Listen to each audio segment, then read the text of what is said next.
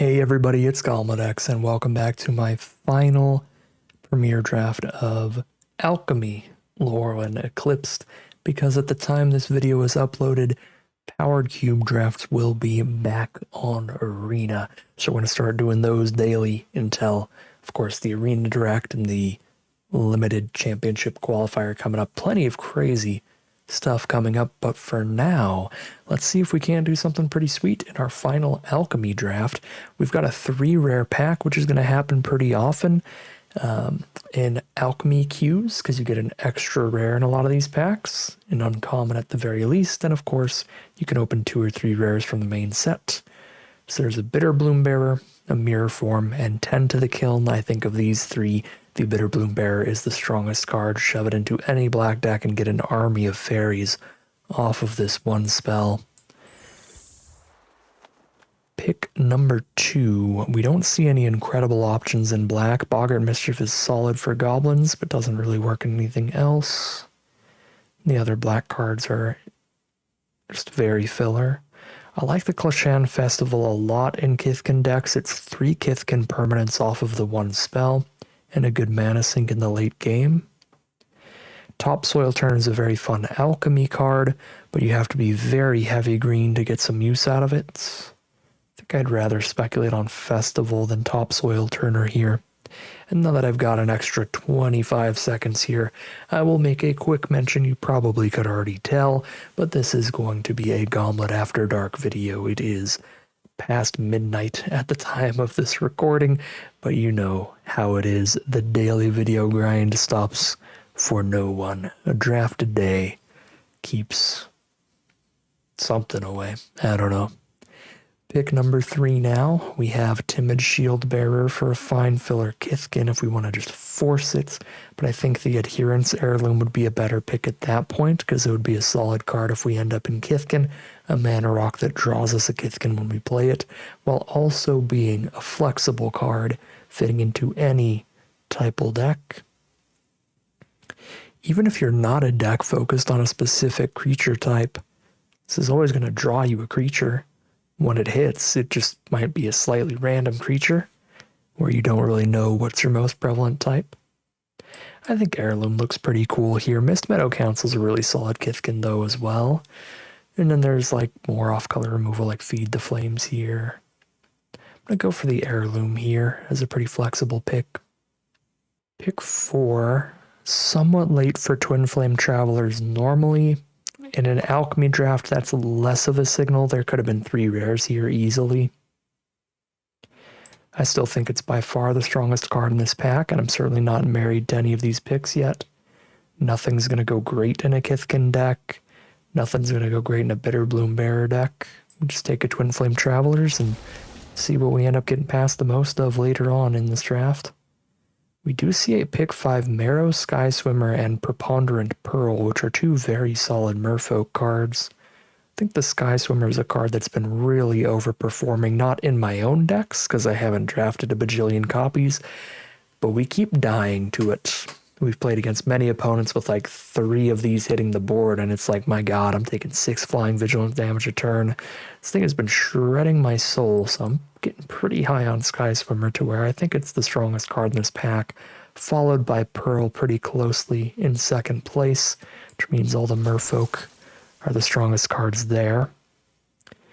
Here we have a solid Elemental to go with Twin Flame Travelers, or we have a pretty filler Merfolk. Meander's Guide has a very strong ability if you can get it to pop off. If you're lucky, you attack in and tap another Merfolk and get the whole thing going, but that's a lot of hoops to jump through.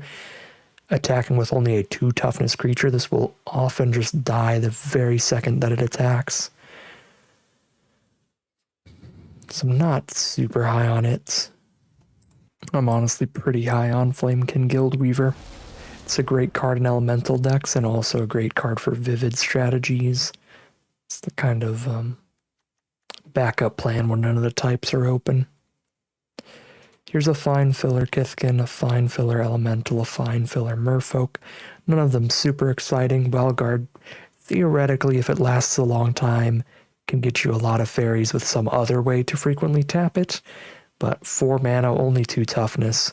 This often trades down into a 1 or 2 mana removal spell before it even does anything. When they don't have removal, it can really pop off, though. I think I'm still going to take it here over not too much else in the pack. Pick number 8 is another pack of not very much. This has not been a super exciting pack one, I will say, and we don't really have a clear direction. The best card in each pack has kind of been in a different type each time, and none of them have been particularly fantastic. Almost any of these cards is pretty likely to get cut. It's the one type we're really not doing is elves right now. Take another random merfolk, I suppose. Okay, that worked out fine. Here's another merfolk. There's also just Unwelcome Sprite. Just a generically good blue card. Much better stat line for the cost than Tributary Vaulter, but Tributary Vaulter has good synergies. We could also just take Sneakling as a very flexible card thanks to Hybrid Mana and Changeling. Actually take that Sneakling with how kind of all over the place we are right now, and I don't mind a second copy over Changeling Wayfinder. Yes, I am in a million colors right now, but none of these are cards that I really want to play in like a 2-color splash a third deck or a vivid deck. These are all just going to be fine filler cards for whatever 2 colors that we end up in. None of these cards really make me want to splash around, honestly. Just another solid white spell now.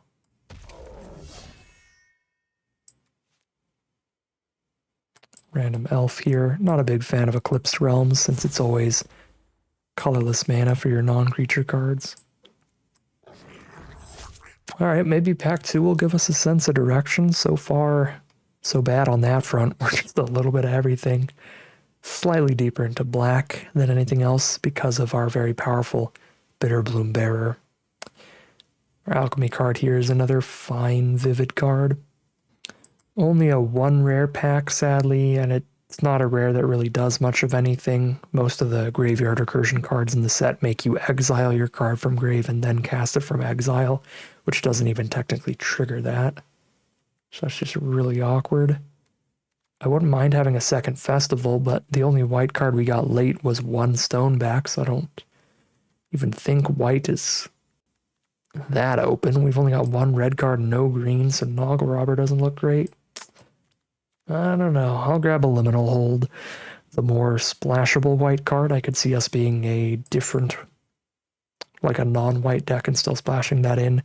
Although if we get past a Figure of Fable, we'll certainly play it. So maybe we're black-white Blight? Just stumble into that here. There's a Loyalist here. But we didn't see a lot of Elves pack 1, so we just take the Great Figure rare. When it's a card, when you level it up to the final level, that can single-handedly win the game quite easily. Green removal spell here. Filler white removal spell. And I've now got Figure Fable, Liminal Hole, Festival, Stoneback, Sky Swimmer for good white cards, Shore Lurker for a filler one. Yeah, we're pretty glued to white. I think I'm just going to grab Keep Out here. Even if it is worse than the green removal spell. Wary Farmer looks fine. Burden Stoneback, I guess, is okay as well. No good creature types. There's also another Keep Out. I'll grab another Stoneback. If we do end up in black-white, that is a good color for Blight stuff. Removing counters from cards. Now we can take another Keep Out. Over not a ton. Lifelinker here. Green card, draw creature, blue removal spell, and Evolving Wilds. Grab a Lifelinker. I don't mind a second Merfolk Sky Swimmer to fly in through some board stalls.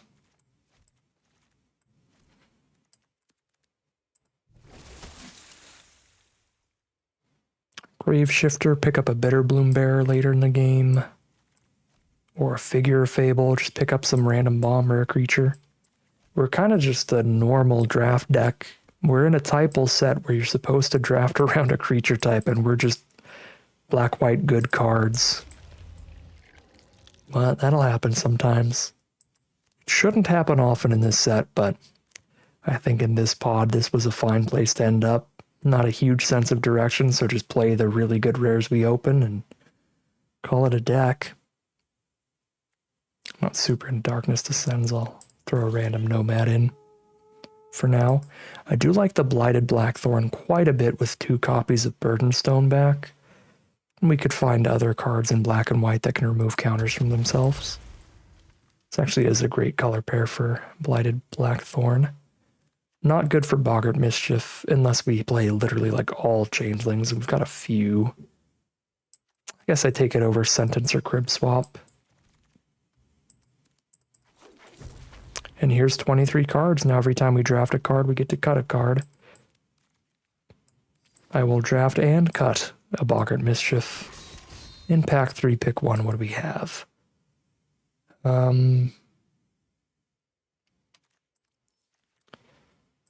Not much. We only have 2 Kithkin. We have 4 Shapeshifters, so I guess it's technically 6 Kithkin.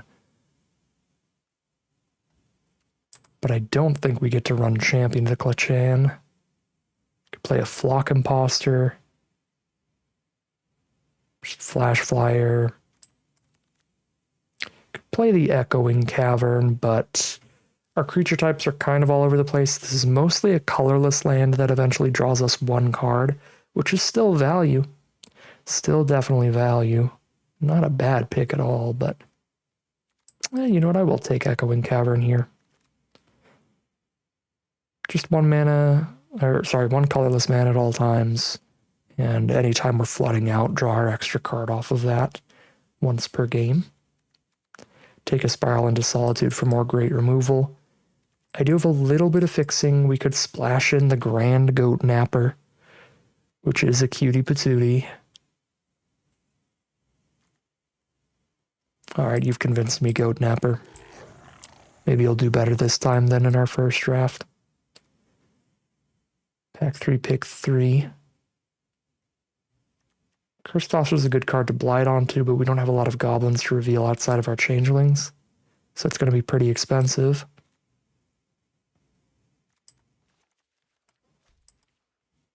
We also don't have that high of a blight count here.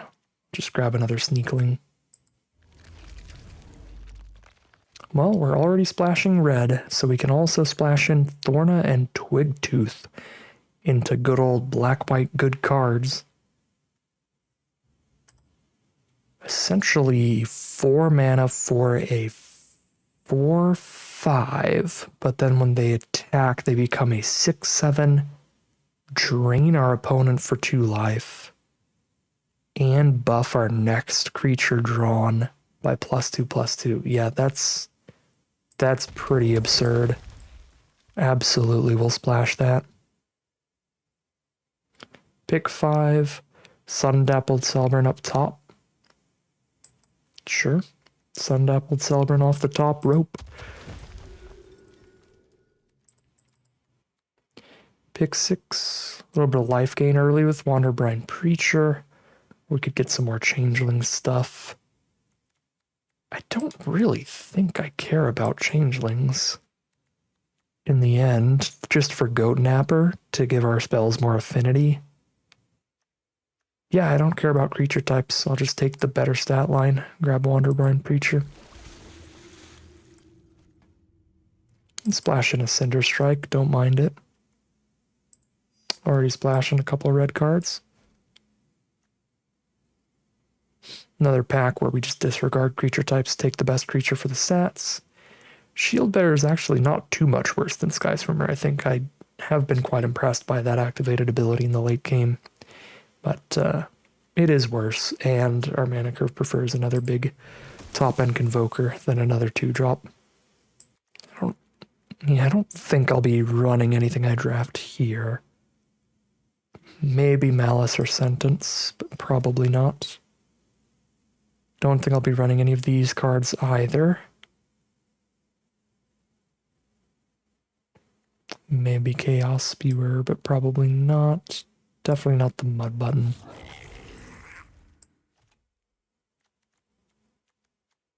I already got one Malice, but we're not running a Puka's Eye, so grab a second and have that option. And I guess we have the option of a second Chaos Spewer as well. Let's go ahead and build our deck now. Just need to cut 4 cards. We got double Mana Rock, which is nice. If we cut Cinder Strike, then our Core and our Heirloom can both hit our red splash. The Heirloom can't hit Cinder Strike mana. This is only mana for creatures, but it can help with the other 2 splashes. Same with the Echoing Cavern. Unfortunately, these both have different types, so if we don't have one of them in our hand when we have Echoing Cavern, then I have to pick which one I think I'm going to draw first.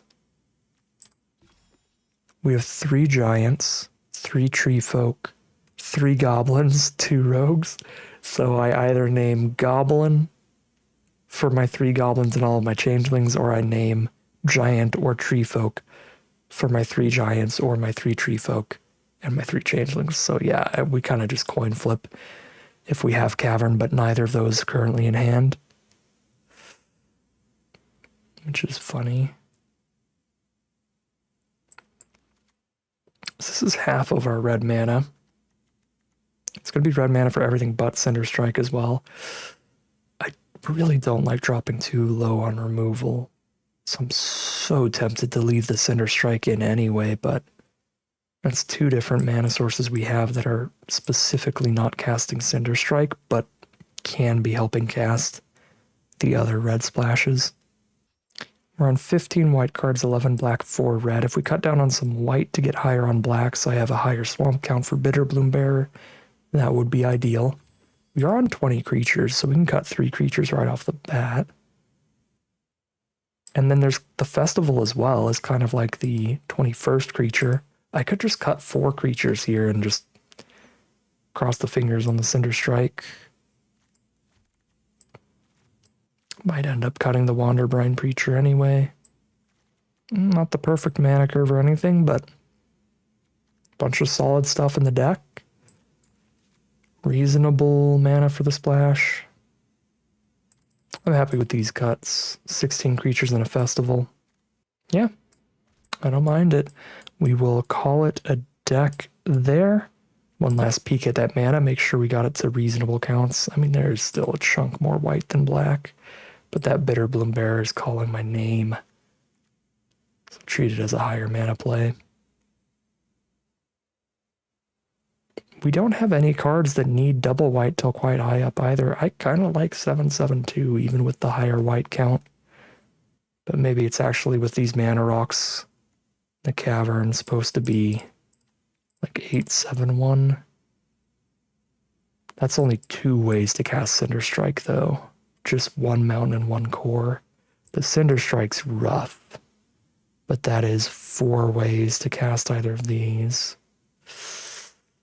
I'm going to keep up on double mountain there. We'll go 7/7/2. All right. Call it a deck here. Hop into the gameplay and see how far we can take our final Alchemy Premier Draft of Lorwyn Eclipsed. Hello. Here we are on the draw for game 1. We have turn 1 Figure of Fable, and we'll see what our opponent has on the play on turn 2. They are green-white, likely a Kithkin deck.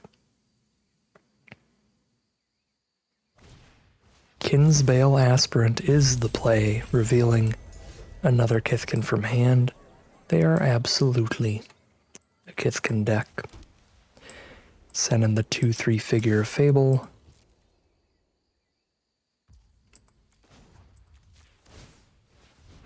And pass the turn over.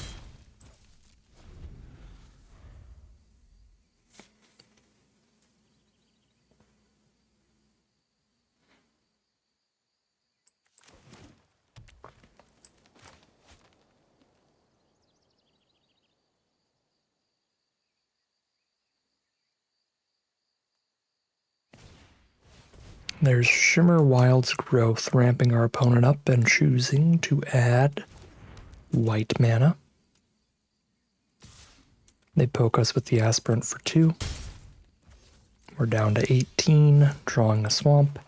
Means no plays this turn, we'll just bash with Figure of Fable, part of what is so nice about this card. Even if it dies before it reaches that final chapter, it gave us relevant stuff to do with our mana these first few turns. It's where we are hitting for more and more damage off of these early levels. Yeah, Spiral's fine. Got 6 damage out of that card still. Good work from Figure of Fable.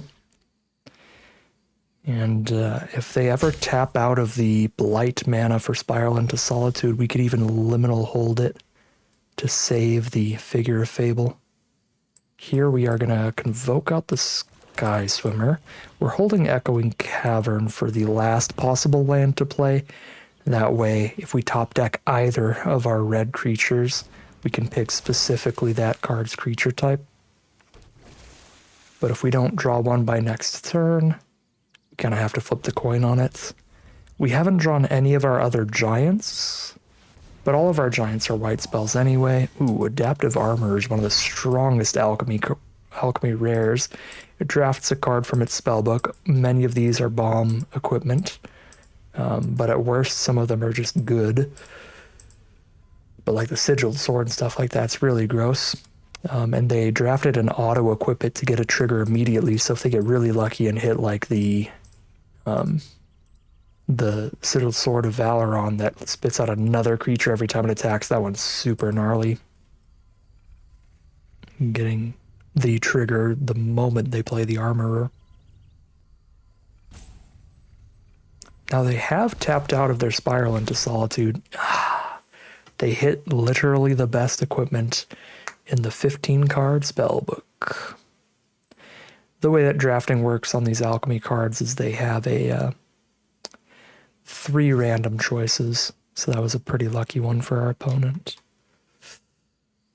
This is kind of interesting to me. We'd have to let Figure of Fable stay dead to do this, but I wouldn't mind trading Sky Swimmer into Aspirant and just exiling the armor and slowing down that sword. We could also just trade into Aspirant and then exile the sword itself. Or if I exile the sword, am I in a good enough spot to just not care?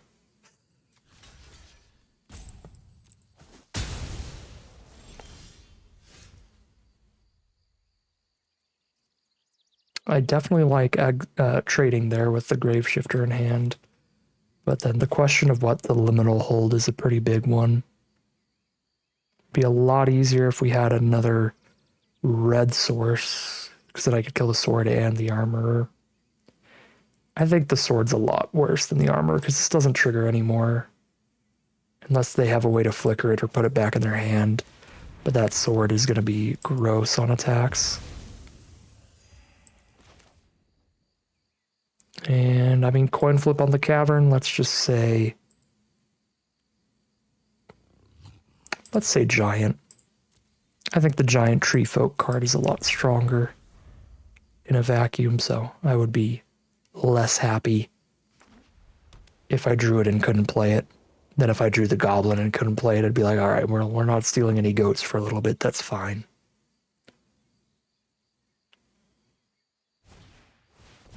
There's Reluctant Doonguard. Send in the armor, put us to 14.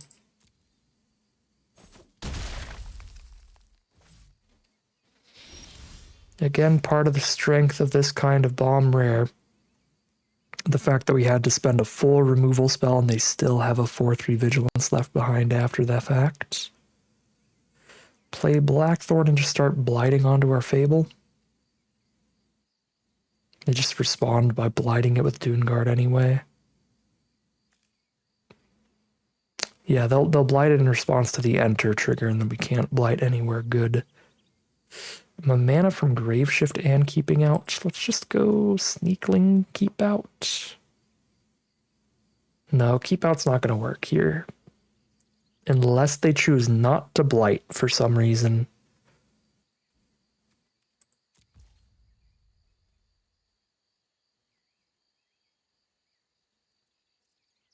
There's no way that's gonna happen.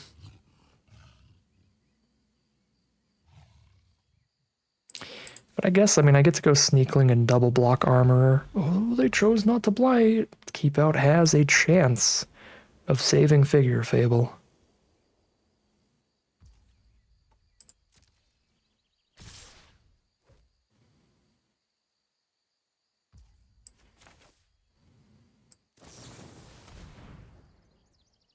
One sneaky boy.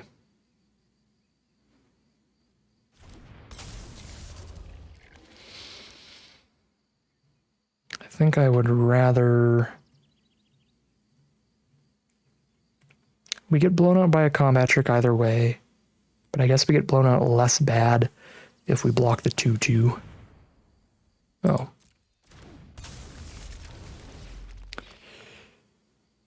That is ridiculously awful. Recast the Adaptive Armor. Recast one of the strongest alchemy rares here. They could have blown us out really bad, though, if they did that at a different time. But maybe they have 2 flash creatures. That would be absolutely gross. It's unlikely in green-white. All of green-white's flash creatures are at uncommon or higher. Blue-black is the one with common flash spells like Sneakling.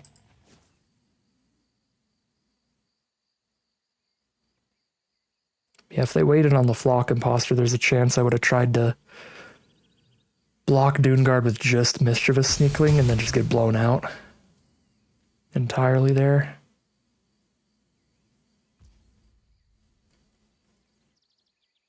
They're not going to let me keep out my Figure Fable. They're not tapping out of the Blight. Here's a big doofus. And we need that Adaptive Armorer to hit something much weaker than a Sigiled Sword, or the Flock Imposter is going to kill us in the sky quick. There are some duds in the spellbook. Not a lot. Most of these would be tremendously strong. But if they get super, super unlucky somehow, let's say their 3 options are Fishing Pole, Shield of the Realm, and Power Suit, then that wouldn't be that bad, but +3/+0 would be pretty deadly on the flyer. Double Strike would be deadly. The crowbar that could blow up an enchantment would be deadly. There's a lot of really lethal hits off of an Armorer recast. Ooh, well, that hits hard. Pyrrhic Strike, kill our 5/6, and get back their Sigiled Sword.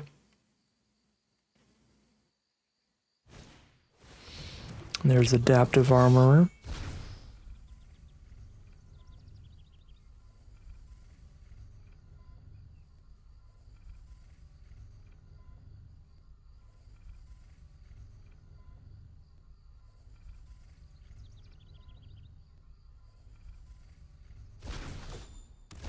Cloud Steel Kieran, that is a solid one.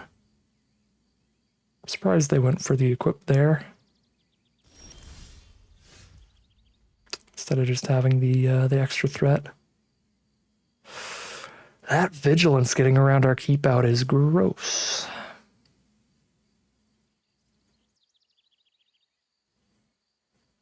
Grave Shifter, something I can't even play right now. Or I play Festival holding up keep out, which probably doesn't even happen, but one can pray.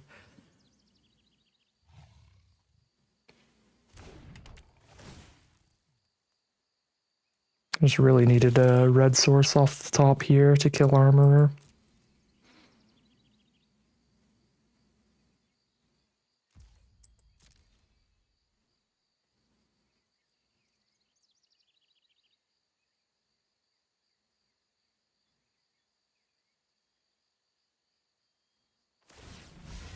Okay, they have finally decided to blight the Figure of Fable.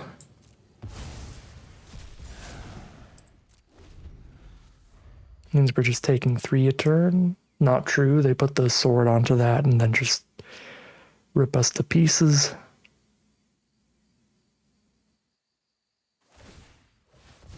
Yep.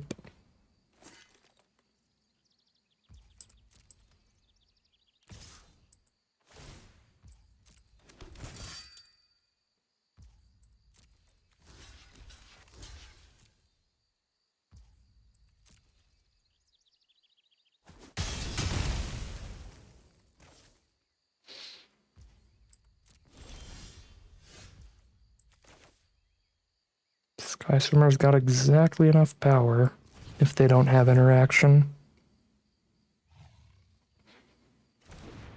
One can dream.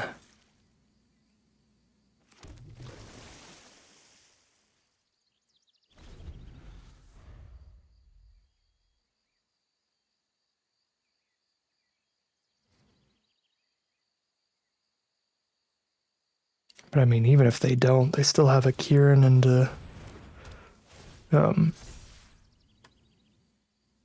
a sword to put on it. Alright, that's super dead. We go to 2 life now.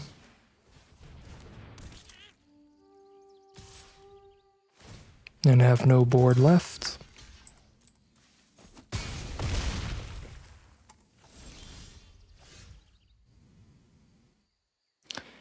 That'll do it. Adaptive armor, legitimately one of the strongest alchemy rares, better than most of the rares in the main set. Pretty hard to beat if it resolves once.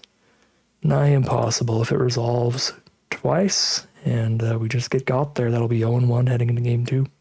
Alright, here we are for game number 2.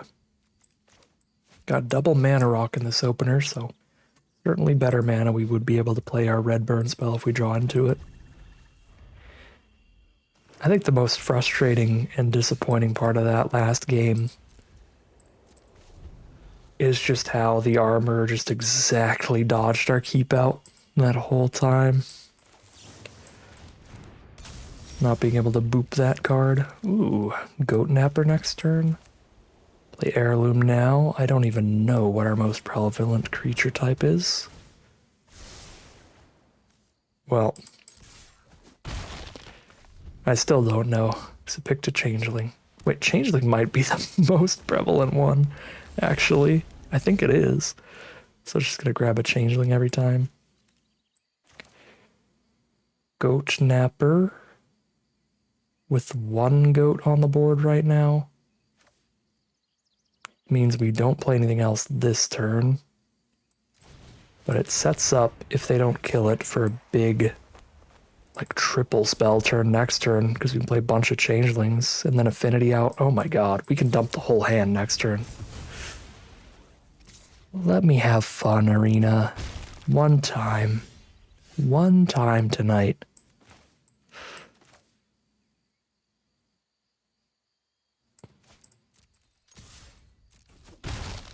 Well, when I recast the Goat Napper, it's gonna immediately let me Affinity out some stuff.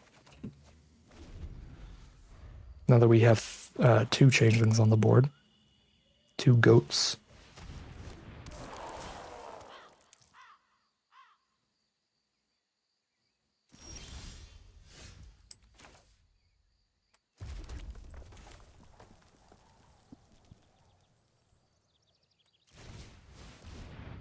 Please let him stay.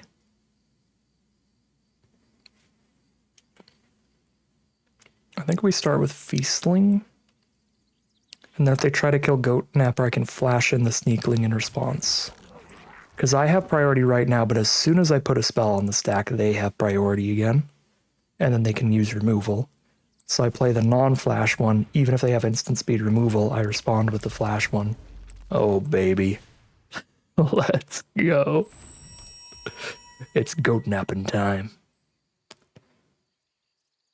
I need white, blue.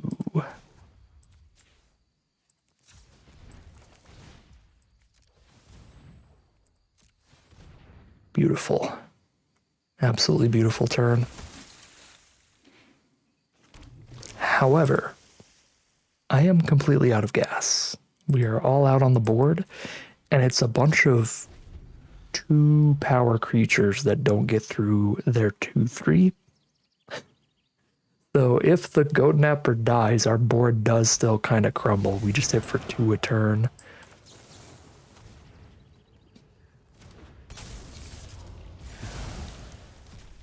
I mean, they don't get to attack back at us, so that 2 a turn from Skyswimmer is going to be a lot. Black-white removal. The deck. That is triple removal already. Well, we found a mana sink. And they can't attack in. So we'll just sit here and keep getting more 1/1s until we draw into anything good. If they drop a flyer, we're under a lot of pressure, but anything else is fine. Even a big old 5/6 vigilance. You got it. We'll stare at each other till we draw something.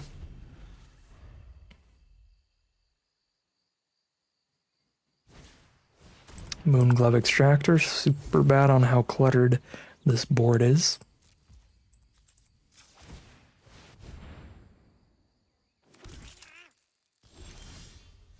There you go, we drew something.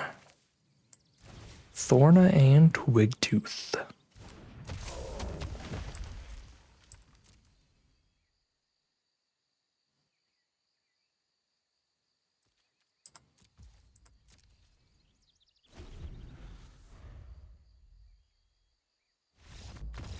And they're over it. Thorna and Twigtooth is enough for them, and we are 1-1 heading into Game 3. Here we are for Game 3 with a turn 2 Bitterbloom Bearer. The core to have mana for Thorn and Twigtooth as well. This is a powerhouse hand if our opponent doesn't have a great aggressive curve. If they do, we're under pressure because of the life lost from Bitterbloom Bearer. And then also just playing a Mana Rock turn 3, but we naturally drew the red source and the white source now, so we don't even need to play the Mana Rock on 3. We can play a Keep Out instead to defend ourselves. Although, I'd rather trade a 1/1 fairy into either of those than cast a Keep Out. So I'm probably still going to play the core. You know what? No, I could still play Twigtooth next turn and then, core and Keep Out the turn after that. We'll save the Keep Out in case they go like removal spell on the 1/1 fairy and try to get multiple swings of value off Extractor. We'll make sure the Extractor dies the second it attacks, no matter what.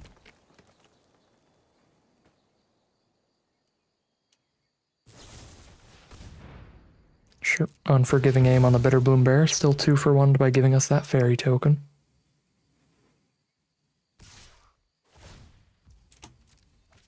Okay, not bad.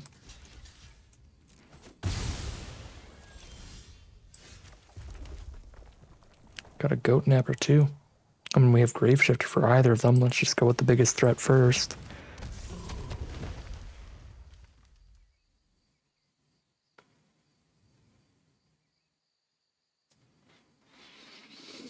We do need to get away through this Virulent Emissary, though. This was probably actually the wrong order, considering they have the Death Toucher. We just play the Goat Napper and try to steal the Death Toucher every time we want to attack.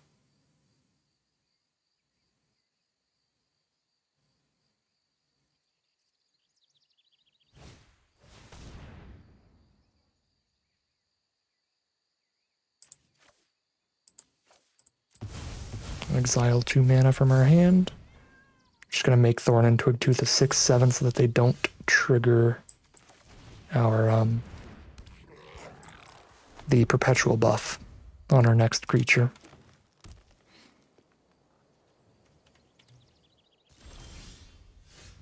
Well,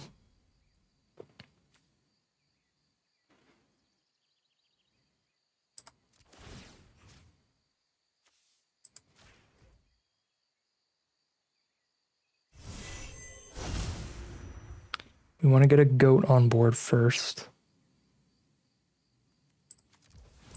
1 mana card to reduce the cost of the other ones.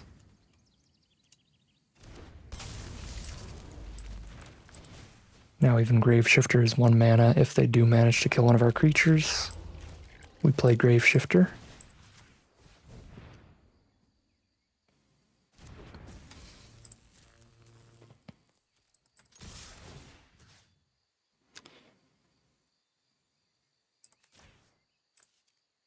We can just get Bitterbloom Bear back, actually. That's not horrendous. I've got the life total for it and a lifelinker on this board. Let's go for it. I even get the life from Emissary. That's cute.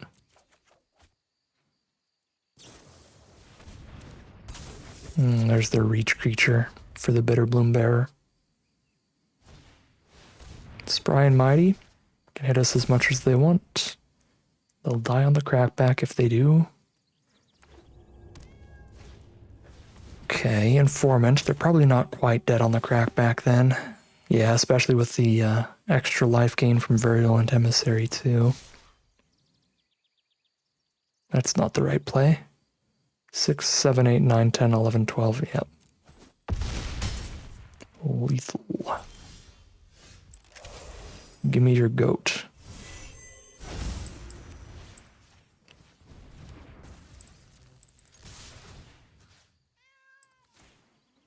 Oops from opponent, and that is 2-1, heading into game number 4. Alright, on the play for game 4, we got a 2-drop, 3-drop curve, the Blackthorn with Stoneback combo. Solid opener. Just double activate Stoneback turn 4. Turn it into a 4-4. If we draw like nothing but lands here, which is the start of our draws, we find land 5. Green-white from our opponent. They start with Great Forest Druid. Ooh, we did hit Thorna and Twigtooth. We're going to have to find red mana for that. But that is an exciting card.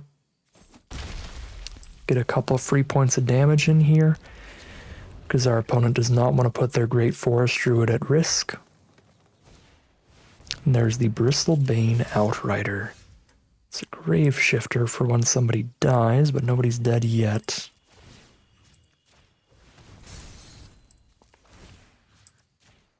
Well, Feastling literally doesn't even block, so I might as well gain 2 here. I could attack with both to hit them for 2, but if they don't play a creature this turn, Stoneback does actually block the Outrider profitably. I guess it's early enough, the odds of them not playing a creature here are quite low. Yeah, I should have attacked both and just hit for 2. There's Bitterbloom Bearer. Is that better than playing Blackthorn? Blackthorn Stoneback is really good. So I kind of don't think it is. Because playing Blackthorn now is also setting me up for some good double spells, multi-activations, all kinds of stuff in the future.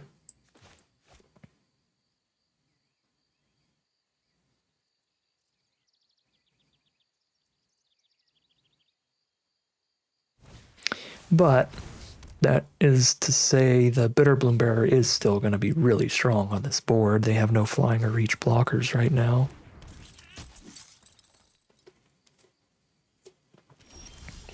Blackthorn is an excellent blocker on this board.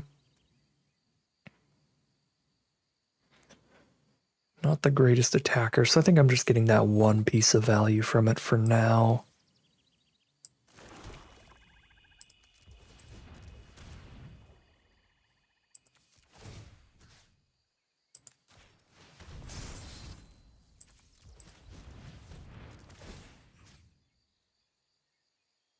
I suppose I could take a little bit of a crackback here to draw some more cards.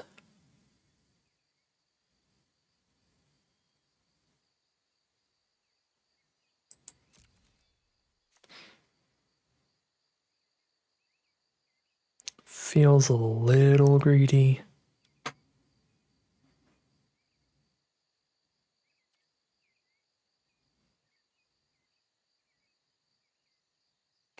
Yeah, I don't think that's necessary. They do have like a 5-5 and a 4-3. They have quite the board right now.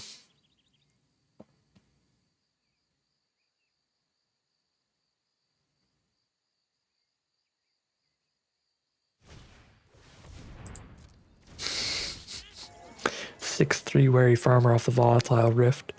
One of the things that has left me a little bit less impressed by Volatile Rift generally, I mean, it's still really good with flyers and unblockable creatures and stuff, but because it doesn't add anything to the toughness, you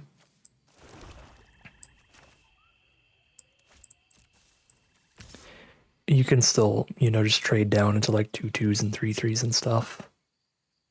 Right, like your 3-3 that's becoming a 6-3 still just ends up trading with the same 3-3 that it would have traded with otherwise. But again, it does still work really good with evasive threats and like lifelinkers and first strikers and stuff. So it's still a good card for sure. Just not like great.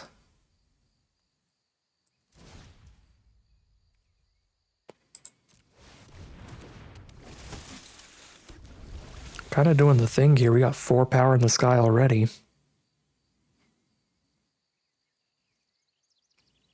Just chip away at them with our flying threats.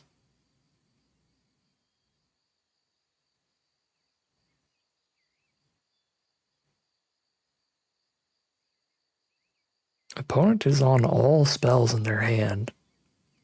So we should not be feeling confident right now.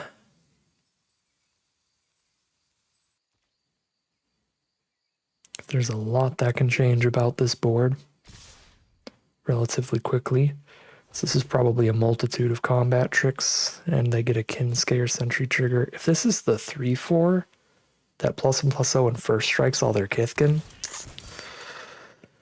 that is absolutely disgusting indeed. We can block in such a way that they need multiple combat tricks to make things profitable there. But we do take a chunk of damage. I don't mind jumping with the 1-1 on the 7 power. Please do not have double combat trick. That's all I'm asking for here. They can have 1 +2/+2 hexproof trick or whatever it's going to be. But if they double up here, that is going to be gnarly. Okay, it's 1 trick. The trample trick is not a particularly fun one, but it is just 1 trick.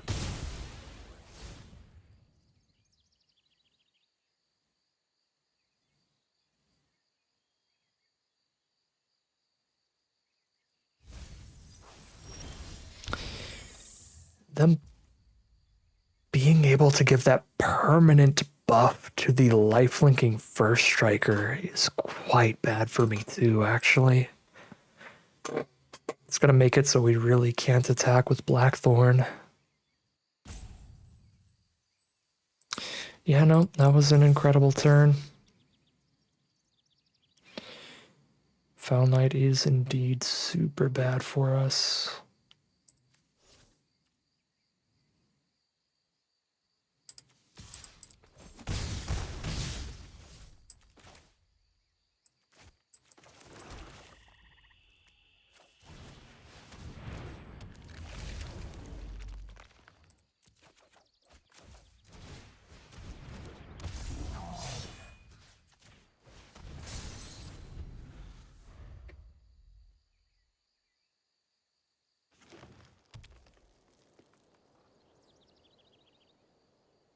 We're still on all spells in hand, so 3 more spells here.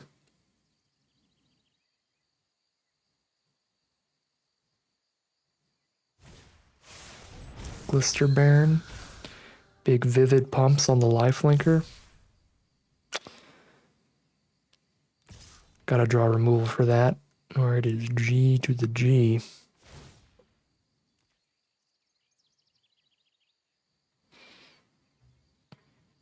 I do have endless fairy chumps. At this point, we are not racing through with flyers anyway. So I'll lose 1/1s over 2/2s.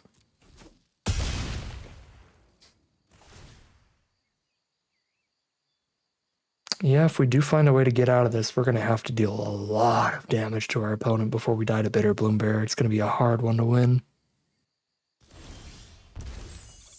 Surveil one and keep it to the top's a super bad time, and we are flooding. We are on our 9th land while our opponent is on their 4th.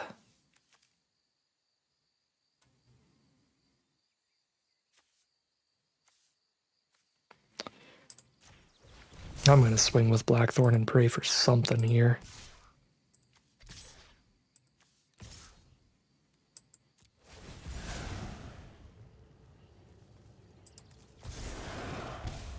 Figure Fable is something. It's not fast enough, especially with only 3 plains and 6 swamps. Yeah, these were the wrong colors for that to be great.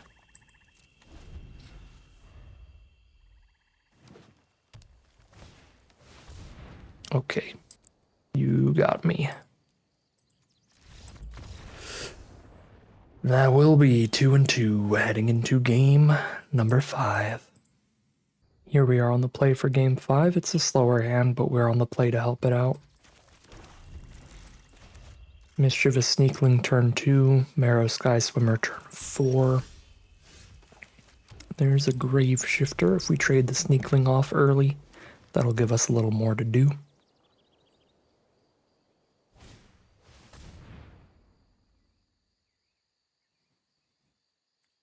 Okay, that'll just make me discard Grave Shifter.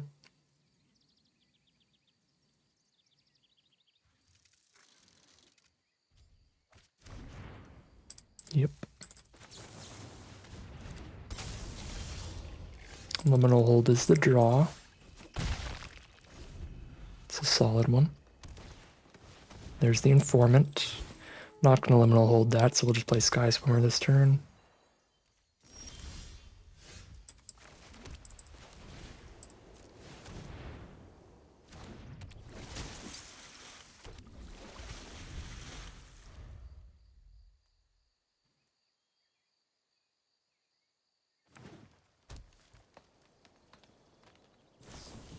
Nameless Inversion on Sky Swimmer.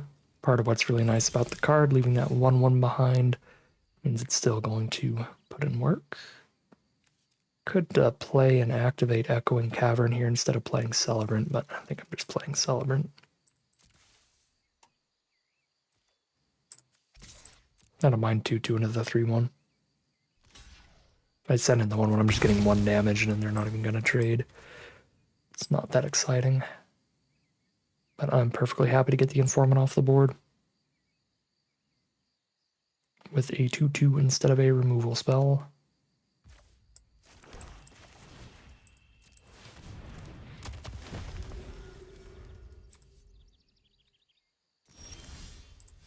So if I Echoing Cavern on Treefolk, I'm slightly more likely to hit the bomb because I've already drawn one of my Treefolks. The only Treefolk left are the Changelings and the Blackthorn and the bomb. What goblins are left in my deck? The Goat Napper, the Changeling, the Changeling. Oh wait, no, I'm actually more likely if I pick goblins to hit the bomb, because then it's just the Changelings and the bomb, and that's it.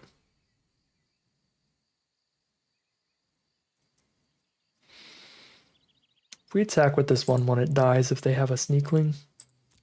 They do have all their mana open here. I don't think it would be unreasonable not to attack with the 1/1.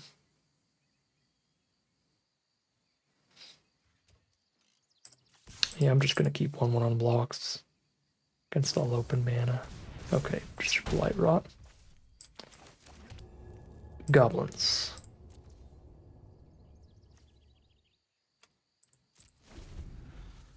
We can do it at instant speed. That way we do it in their end step. So they can't just have a second copy of Auntie's Sentence.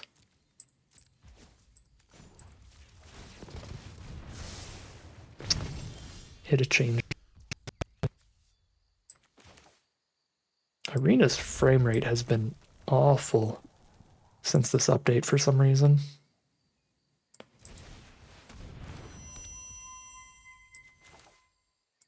Hate to be down a removal spell here, but this 5/4 does just take over the board right now and give them a 2/2 later. So I think we're supposed to cast it.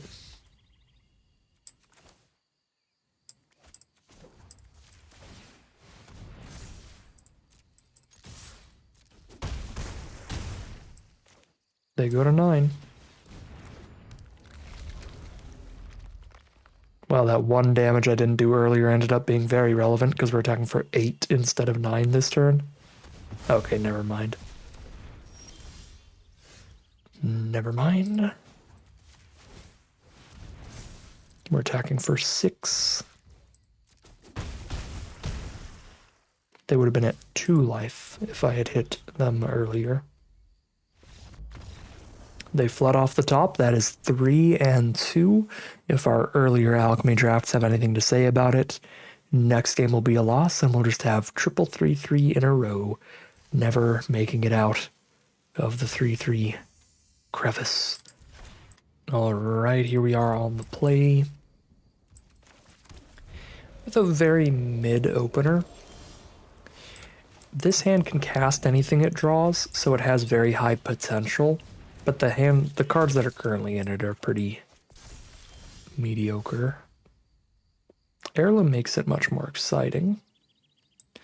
Let's lead off with Feastling for sure, so we get some lifelink going, because we're against an aggressive archetype against the Kithkin deck, and they're already playing the Trample Buffer, the Thought-Left Lieutenant, so they're going to push for a lot of damage early. Yikes. Kithkin Brinefair, one of the 5,000 alchemy rares that you have to kill the turn it hits the board or lose the game. And we did not draw removal in this hand, so that card alone is very likely a death sentence. They're buffing every single creature in their hand every time they attack. And anytime they draw a Kithkin, they're drawing 2 instead. Luckily they didn't top deck a Kithkin yet, but they've already perpetually buffed every single card in their hand, and now they're going to do it again. So everything in their hand's like +2/+2 now.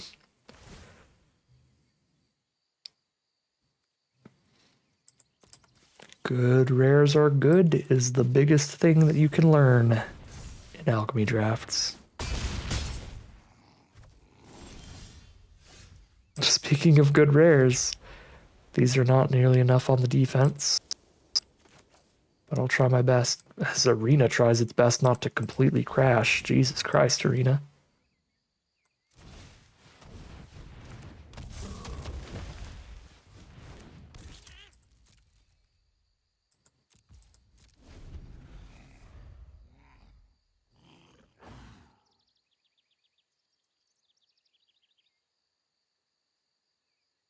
I haven't seen any duplicate contra triggers for our opponent, so they seem to be drawing just non-creatures, so lands and removal spells like Liminal Hold.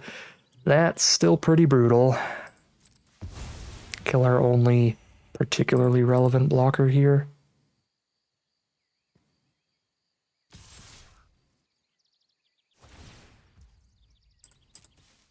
Killing the heck out of that Kithkin.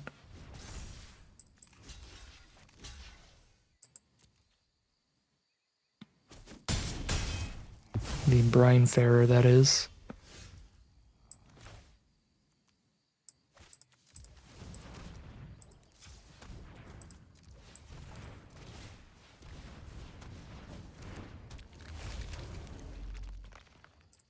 Maybe should have still just played Celebrant this turn. Actually, probably should have for the higher toughness. It's a little too antsy to replay Figure. I got double Liminal Hold anyway, so it actually played better that we did it this way. If Celebrant got liminal holded, then we'd have the same blocks here, and then worse blocks next turn as well. Okay. We got a shot here. It looks like it's turned into a bit of a top deck war.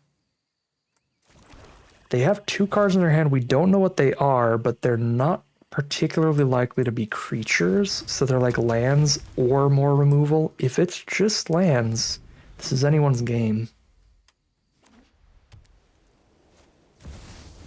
Oh.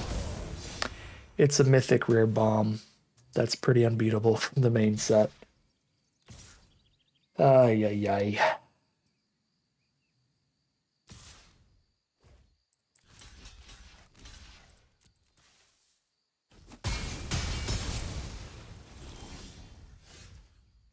That trumps Colossus, and we go to 2.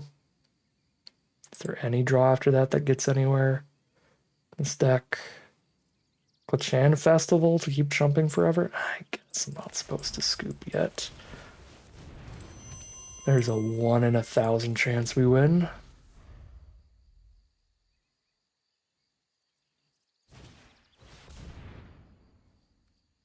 That gives trample, so we're dead. +1/+1 trample. Now they have an 8/8 trample. All right. I mean, what are you gonna do? We won games by bomb raring people, and we lost games by getting bomb rared. I feel like these alchemy drafts, the drafting itself, the decks that we've ended up with have been somewhat cool and kind of interesting. The gameplay has been play rares or die to rares.